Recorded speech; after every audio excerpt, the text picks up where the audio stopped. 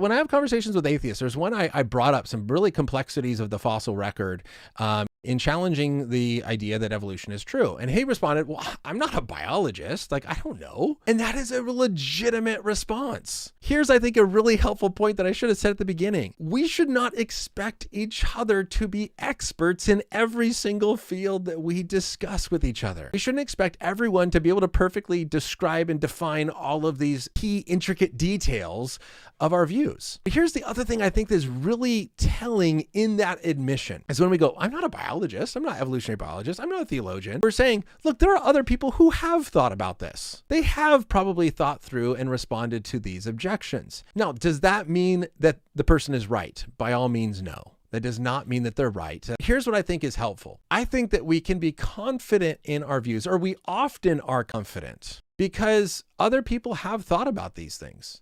These objections are not brand new to the Christian faith, and there are brilliant theologians who have thought about this stuff. And so rather than when I hear objections that I cannot answer, just like when this atheist heard objections he couldn't answer, his first response was not, oh my goodness, everything I believe is false. He goes, well, I'm not an evolutionary biologist. I'm sure they would have an answer. And I think that's legitimate. Then hopefully we go back to those evolutionary biologists or back to those theologians and say, okay, does their answer make sense? Is what they're saying seem legitimate? And then we start to look at their arguments and their evidence and the reason that they're providing and see if it's wanting or if it's solid. And so hopefully that's what we do in these sort of conversations, but not expecting everyone. Don't expect everyone that we talk to, including myself, to think that they know everything and are explaining everything perfectly and maybe not mistaken about something. And that's where I think we need to give people the benefit of the doubt, and we need to have some grace and compassion in our conversation.